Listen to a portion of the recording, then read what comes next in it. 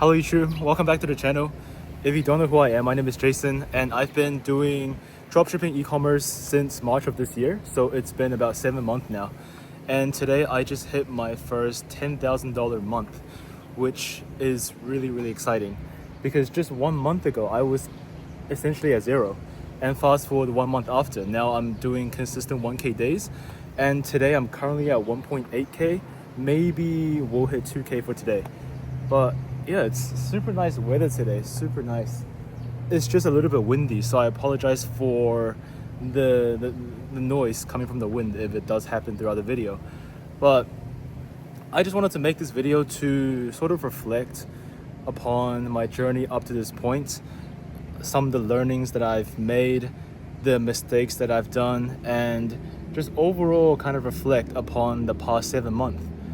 And recently I've been feeling like an imposter, like for reals, because to be honest, even though I started doing dropshipping this year in March, but throughout that time from March to October, a majority of that time I was in the e-commerce trenches. So I was trying to start my supplement brands, which I have been doing since this end of April. So from the end of April, I sort of pivoted from dropshipping to e-commerce because I saw more potential in starting an actual brand, a supplement brand, where you have full control of your products and actually go through a production rather than sourcing and selling someone else's products. But during that entire time, so from April to up to now, 6 months later, I am only now getting close to actually launching the product. So basically from the end of April to middle of September, I was purely focused on e-commerce and didn't really do any of the dropshipping stuff. So middle of September to end of September, I decided to start another dropshipping store just to test out my skills again, to see if I still got it. But actually I never got it in the first place, because when I did dropshipping back in April and March, I tested 8 different products, but all of them ended up being a failure and I lost a ton of money from those product tests. But yeah, after in September, I wanted to mainly just get back into dropshipping to use all of the tools again, like all the dropshipping resources, AI tools to make ads, to find products. There's a lot of technical skills involved. So just before I actually launched the supplement brands, I wanted to sort of refine and rebuild my skills again. So I launched a store back in middle of September. That store ended up doing pretty decent, and I'm still running that store right now. But the big thing is, the change happened when I started my current newest brand back in, it's been almost 2 weeks from now. So yeah, like over 10 days. I launched that store and immediately it just took off. And I was able to scale that brand consistently 20 to 30% ad budget increases day over day. So right now I have a daily budget set to around 600 to 700, and I'm getting consistent 1.5k days, right? And it just feels really insane because now I'm doing 1k plus days with over 40% profit margins. So every day I'm basically making around 600 to 700 USD, which in my currency, New Zealand dollars, it's more than 1k. And that's how much people usually make in 1 week. So, but with my current product, the reason I say that I feel sort of like an imposter is because I really don't know anything. I feel like I've only been realistically doing dropshipping for like 2.5 months, 3 months. So when it comes to the technical things like customer psychology, studying avatars, targeting different avatars with angles, concepts, I am not much better than the beginner when it comes to those things. So I mainly wanted to sort of reflect upon what changes I actually made to go from my state back in March and April, failing 8 different products, to now launching 2 new products in September and October, and both of those stores ended up being profitable. And of course, one of the big reasons for that is because it's Q4, right? It's Q4, it's a double XP event. Everyone gets more sales because it's more buying intent. But I believe there's more reasons to it. Maybe it's during those 4-month, 5-month where I was doing e-commerce, I consumed content from a lot of different brands and content from a lot of successful e-com brand owners. I now have a better eye at branding, so my branding looks stronger. I think that is one of the key differences that allowed my current stores to be more successful compared to my stores before, is that I am now crafting my IG pages and my Facebook pages to make it look more like a brand. So some of the things I did is I bought followers for Facebook and Instagram just to make it look more credible, right? Because if you have someone who sees your ad, you can imagine a big portion of those people, they will probably check out your brand's page first. And most of the time it's your IG page and your Facebook page. So when they look at your Facebook or your Instagram page and they see that you have 0 posts or very, very little posts with 0 followers, they're not gonna trust the brand. Whereas if you see a brand with more than 1,000 followers and with decent amount of posts, and all of these posts look pretty branded, so they fit to the brand's image, the colors, and the visuals.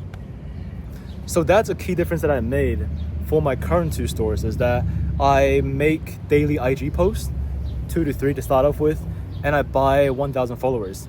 Because the reason for 1,000 is I just feel like 4 digits, because it's 4 digits. If it's less than 1,000, it feels a little bit different.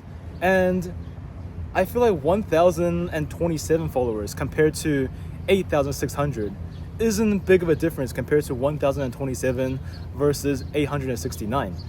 So having that 4-digit followers just gives you some more credibility, and having those visual posts gives you some more credibility as well. So combining those two, you are capturing a lot more customers, whereas you otherwise would have lost if you didn't have a branded brand pages. What else? And another thing I think I did differently was, this time around, I am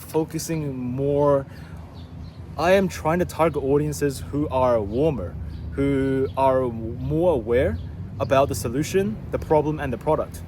So instead of trying to target people who are not even, let's say, problem aware, they're not solution aware, for those audience, in order to get them to convert, we have to first educate them, curate them, get their buying intention up, spark some insecurity. And then after doing all those things correctly, then you're now warming the audience up and allowing them to purchase your product.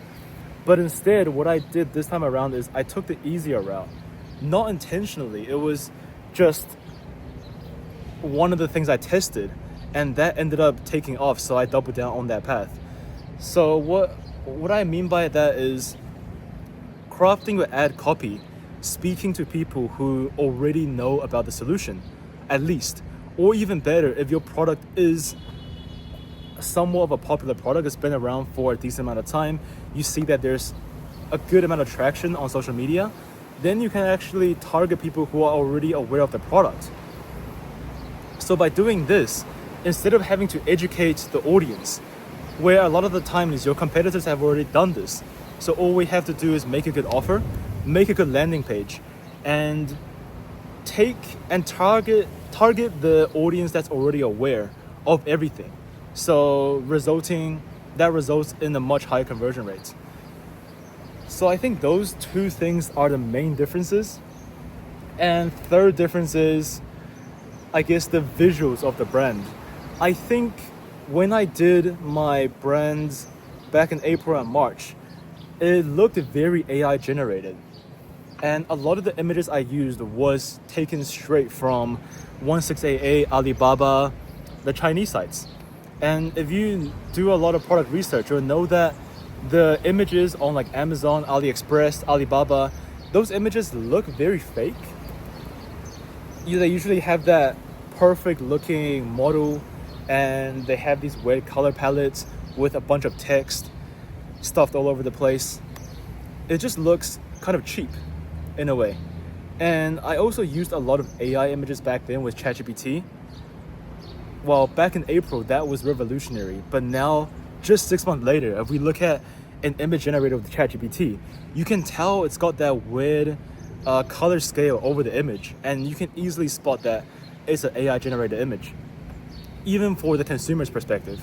So that's a major turnoff if they are recognizing that a lot of the content is made with AI.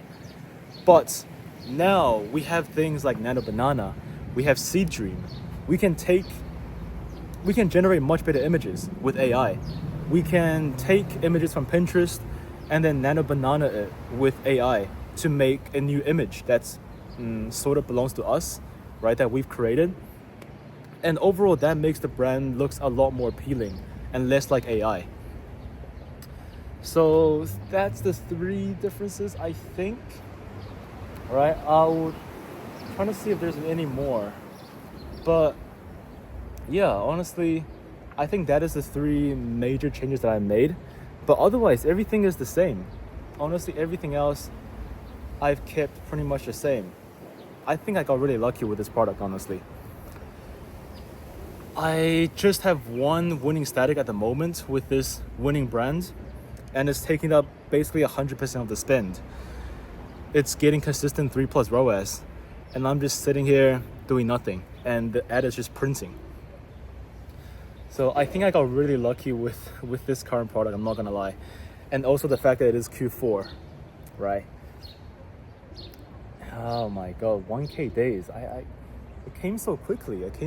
I was literally spent 5 months doing e-commerce and just literally stuck in the trenches, just doing a lot of formulations with the product because it's a supplement and we were creating our own formulation. So there was a ton of deep research with the market, a ton of analysis, a ton of legal issues because we were importing some of the ingredients from China, manufacturing in New Zealand. A lot of the ingredients couldn't be imported, and we had to set up a lot of registrations, customs issues, and then we switched manufacturers from New Zealand to the US, and then we ended up switching products because of some other reasons. And then because I had some issues with my ex-business partner, we ended up parting ways. So that business sort of stopped, and then I went on to creating 2 new supplement brands back in August with 2 of my IRL friends. And now those 2 brands are very, very close to launching. It's one of them has finished production and it's being shipped to the US from China, and the other brand is currently in production, and that one is made in the US. But all in all, with e-commerce, I was putting in a ton of work, 10-hour days, 12-hour days, going over all that shit. But I didn't really see the results from any of that because, of course, we haven't launched the product yet. So we had no idea whether the hard work will actually pay off. That's the great thing about dropshipping. You make a store, you run some ads, and immediately after, you can see if your work is paying off. If the ads is working, it's great. If the ads are not working, at least you get real-time feedback for your efforts. But with starting a new brand, especially if you're designing your own designs, products, or formulation, then that takes a hell of a long time, and you're going through 5 months, 6 months, or close to a year of deep work without seeing whether your work is gonna pay off or not. And now, while waiting for my 2 brands to actually finish production, I ran these new dropshipping stores, and immediately, boom, went to 1K days. It's just so, it honestly feels like I have sort of wasted my time doing this e-commerce stuff, when in reality, I could have just stuck with dropshipping from the end of April to now. Maybe I could have hit this point earlier, right? I could have hit this point in May or June. But on the other side, maybe without my knowledge from those 4 and 5 months, I would have lost more and more money and fell into a negative feedback loop, and I get depressed. That could happen as well. So regardless of what the outcome is, I'm just super grateful that my brand is doing well, and I have 2 supplement brands that is launching soon. So very, very big things to come. Oh my god, the wind. Wind is so, yeah. But back in April when I was doing dropshipping, right, I I was so convinced. I was so convinced that I was on the right path. I was so convinced that if I just drill down on one niche and one style and focus on my skills, I'm eventually gonna win at this game.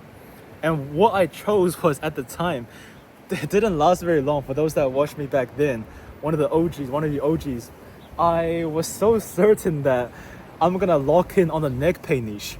I'm not sure if I said this in my video or not, but maybe I just mentioned the niche, but not the neck pain niche specifically. But I was so confident that if I just picked one niche that's evergreen, got good margins, and it solves the problem, right, then it's gonna work. I stick by this niche, and I have a store that's curated around this niche. So even if my current product fails, I'll just pick a new product in the same niche, and I can reuse the same social media pages and the same websites. I was so confident. And at the time, I was watching a lot of Mark Bros brands. So I was so confident that VSL is the way to go. It just made sense to me. Because why wouldn't it? If you have a VSL and you have an advertorial, then all of the audience that goes through your funnel will be a lot warmer, and they'll have a much higher buying intent when they actually see your product page. Whereas if you just send your traffic to a product page, you're gonna lose out, because first thing they see is the price, and boom, they just leave the page because they're not warm enough yet, and they see the price, it's not good enough, they just leave. So you're losing a bunch of your customers there. And at the time, I was like looking down on people who was just running simple product pages. I was like, bro, what the heck are you doing? Why are you not using advertorials and the VSL funnels, right? It just doesn't make sense. I even switched to Funnelish, and I learned how to build websites using Funnelish. I was so convinced that this was the way. I was so convinced. And not long after that, it was, I reiterated in my videos that I'm gonna just lock in on this one niche. I'm gonna go all in until I make it out. And then 1 week later, I met my business partner at the time, and then he convinced me to get into ecom. So I was like, oh shit, this is the method to go. This is the way to go. This is the way to make it rich, to make money and to build a successful, long-lasting brand. So I stopped doing dropshipping entirely, stopped the neck pain niche, of course, and I just went to e-commerce, right? So yeah, fast forward 5 months to now. Now that I look back to that point, I still can't say for certain, right, if VSL plus advertorial versus a product page, simple product page funnel, which one is better? Like, I don't know which one is better. It is certain that with a VSL and an advertorial, you could get like much higher conversions and a much higher average order value. But in order to achieve that, especially from a beginner's perspective, I feel like I was choosing the hard way. I was choosing, if it was a game, and you're choosing this different path for you to choose. One path is to do static ads into product pages, and the other one is doing long form VSLs into advertorials, into pre-landers, into product page. Which one, like the latter option would be like how difficulty, and the former option would be the easy difficulty. I think if I was to go back from now and restart from scratch, I would definitely choose the static ad option. Static ad or UGC ad into product page. No need for pre-landers, no need for advertorials, listicles. Because I feel like from a beginner's perspective, we don't know anything about copywriting, about customer psychology, about all that stuff. We're still figuring out our way out as we go. And with all of that funnel stuff, it's so easy to get something wrong. And especially for your advertorial, it's really hard to make an advertorial actually engaging, interesting, and warm up the audience as they read through the post and increase their buying intent. It's super hard to achieve that. So in order to get a funnel like that successful, it takes a lot of skill and a lot of practice. And of course, if you stay on that path, like I thought I would, and you keep grinding through it, you probably will make it out because you're getting better and better at copywriting. You're analyzing your data and improving slowly as you go.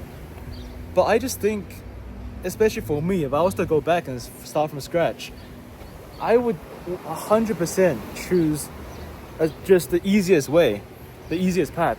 Choose a product that's already working. A lot of people are selling it. And all we have to do is make a good offer.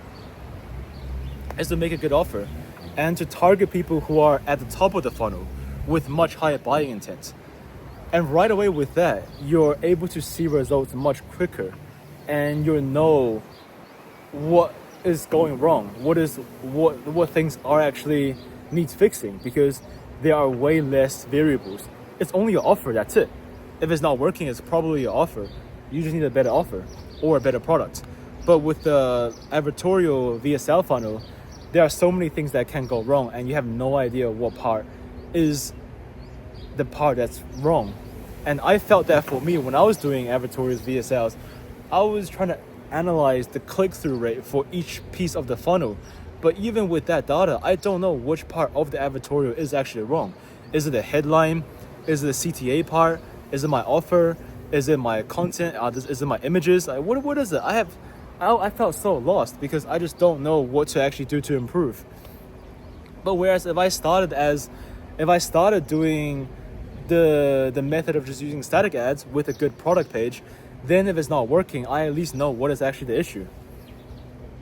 And once you see some results, because it's probably a lot easier to see initial results, some initial sales with the static ad product page strat, then after that you can slowly build your process and build your funnel to target audiences who are on the lower side of the funnel, right? To go from product aware to solution aware to solution unaware to problem aware, problem unaware. Just going down the funnel as you scale your brand. And going down your funnel is only one way to actually scale your product, I feel like. Because right now with my current product, I started targeting all countries. I started with an ABO, so one ad set per country. And then US, Canada was performing the best, so I turned all the other ones off and only scale the US Canada one to $600 ad spend per day. And now that my pixel has more data, I retested Australia and New Zealand. It worked a lot better compared to before. Immediately 4 or 5 ROAS. I actually just watched a video from Adam Griffin. I think hopefully I'm pronouncing it correctly, Adam Griffin, where he talked about how your pixel is really, really important. You could have 2 of the exact same campaigns, exact same landing pages, but one is using a trained pixel and the other one is using a fresh new pixel. The 2 campaigns would have day and night difference in terms of all the metrics, the CPC, CTR, add to carts, checkouts, and of course purchases. So now that my current pixel has more data, I'm able to retest different countries, different regions, and hopefully able to scale to different countries as well, and not just the US and Canada. So essentially scaling through different regions rather than scaling deeper down the funnel, deeper down the awareness funnel, right? But yeah, currently, oh my God, I don't know, man. I'm currently sitting at almost 12K in payouts. That's waiting to come through. And because with a new Shopify store, they hold your payment for 7 working days. So I still haven't got my first payout yet. The money feels not real until it's hit your bank account. And right now, I'm almost out of money, to be honest. I have invested a lot of money into my supplement brands, and also with the current brand, I'm spending close to 1K per day in ad spend plus fulfillment cost. So 1K per day, and I'm not getting any payouts yet. I was supposed to get my first payout today actually, but 2 days ago I changed my payout account from my Wise account to my NZ bank account, because one of my Wise account got frozen. So I thought, oh, even if I have my payouts hit my Wise account, then what if that gets frozen? And that doesn't feel like my actual money. Whereas if I set the payout account to my local bank account in where I'm from, that actually feels like I have control of the money and no one can take it away, right? So right now I have close to 12K in payouts just waiting there. And my first payout is coming through in 2 days, but that's only a small amount because I'm scaling quite aggressively. Not aggressively, but scaling 30% day over day. So my revenue from 1 week ago will not cover my cost for today. So at this rate, I'm gonna run out of money. I might be able to barely survive. And I've already liquidated all my stocks, pretty much all my stocks. And that's come through. So maybe I'm able to just barely survive the cash flow. But I'm really hoping that it does start reducing soon, right? From 7 working days, which it is right now, to hopefully 3 working days. Yeah. And of course, hopefully I can carry this trend up for this current product and keep scaling the ad spend and the revenue. This is so interesting how you can just make money in your room with a landing page with some ads and get people to buy your products. It's really, it's still sort of fascinate me till this day. Yeah. And yeah, let's wrap this up. It's getting this is so long. Oh my god. So learnings. I think my biggest learnings for up to this point is that choose the easier way, choose the easier method. There is so many ways to reach success, to reach your end destination, but there are different vehicles that were able to take you to that place. And choosing the right vehicle is quite important, because although all of them can take you to your end destination, but maybe one of them can take you there in 3 months and one of them will take you there in 10 years, right? And also flexibility is very important, because 1 month you might be trying this and it doesn't work, and it's okay to just pivot to something else. Like, we're all quite young and we have a lot of time at our fingertips to lose. Like, time is our biggest advantage for someone that's in their early 20s or even in their teens. You have so much time to try different things, and if it doesn't work out, you can always move on to the next one. Don't stick on the same path. If it doesn't work for a long time, you can always move on to something else. And another thing that I learned is, don't be too confident in yourself. Don't be overly confident in yourself or in the current version of you, because I have had this problem for so many times, is that I have a fat freaking ego, right?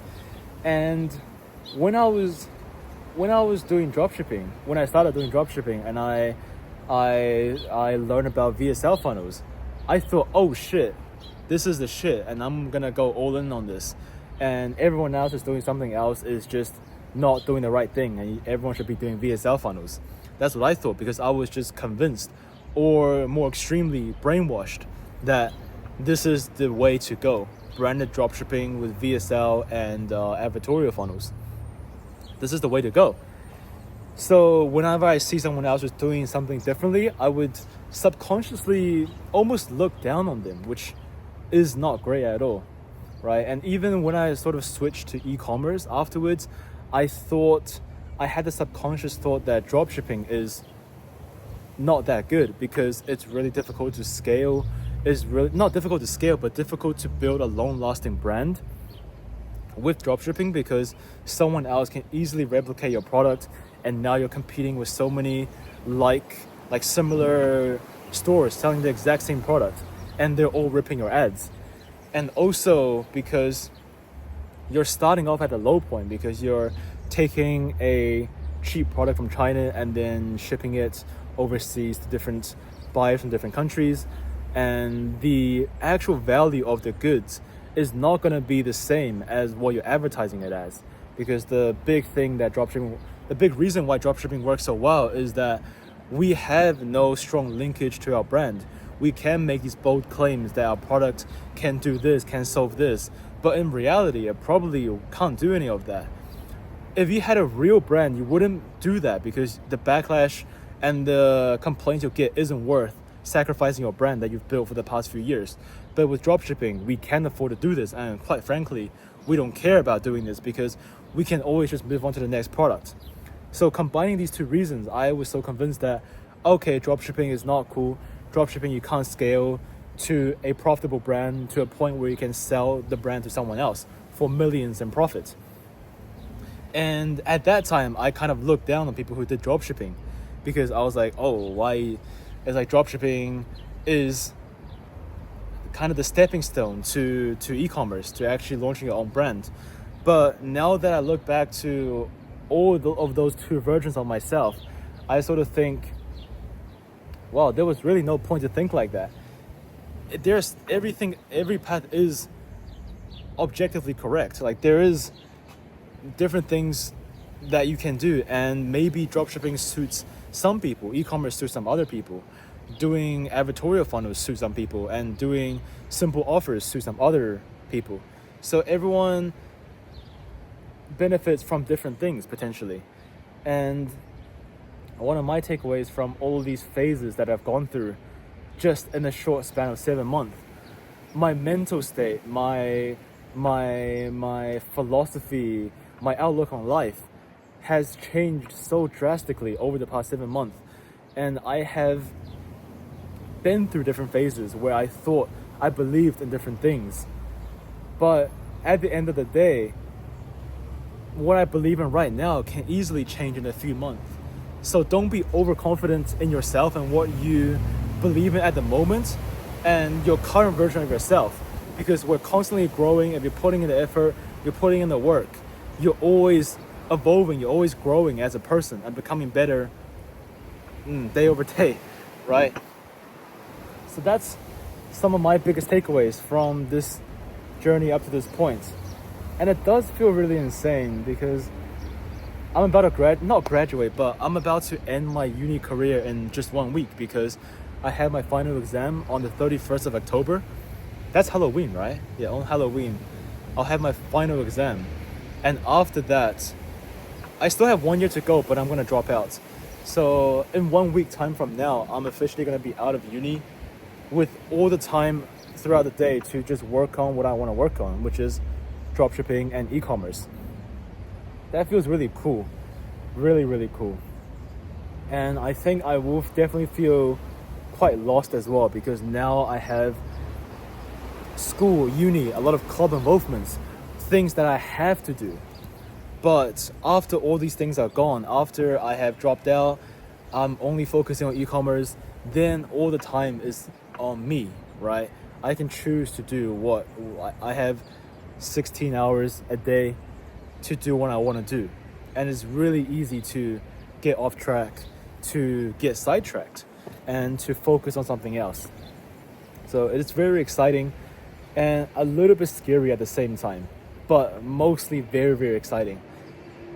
Very, very exciting to the second half of Q4. I mean, yeah, the November and December. Really excited to see what that will bring me. And I'm honestly just really excited to continue working on this, because to be quite honest, I don't really enjoy e-commerce. It's not, well, I enjoy it for its challenges and the learnings that you're able to get from it. But from a passion perspective, I wouldn't really say it's my passion, right? I wouldn't call it my passion. And the way I look at it is just that I want to get to my destination. And my destination is financial freedom, is to make enough money so that you don't have to work another day in your life. I don't care how I get to that point, as long as I get to that point. So the way I look at e-commerce is that e-commerce is my vehicle to get to my destination. And once I've gotten to my destination, then I can choose to do things and pursue things that are more in line with my passion. Right? And one of them is photography. I enjoy photography.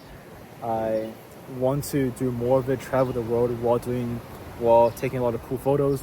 I really like hiking. I want to hike the greatest mountains of the world.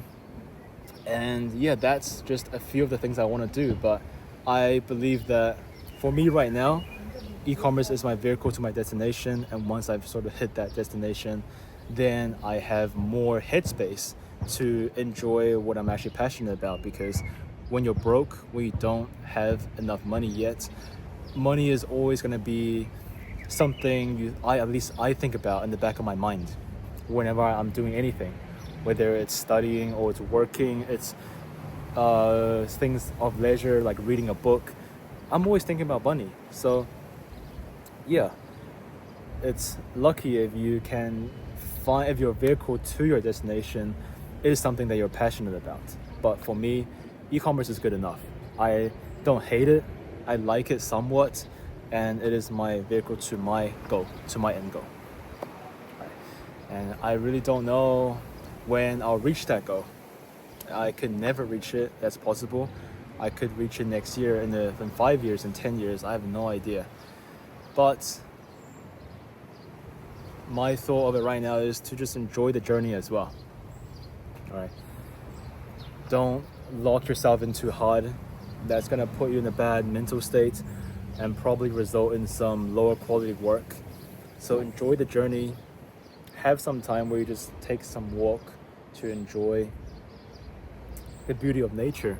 Because I live in New Zealand, and it's honestly such a great country. It's super it's got a ton of nature, a lot of walks, hiking trails, beaches, and the air quality is great. Like, the air quality is awesome. And yeah, you can see here, it's pretty nice. Yeah, so, wow, 37 minutes. I did not expect this video to be this long. But once again, if you watched all the way to the end, leave a comment. And yeah, thank you for watching the video. I will see you in the next one. Bye bye.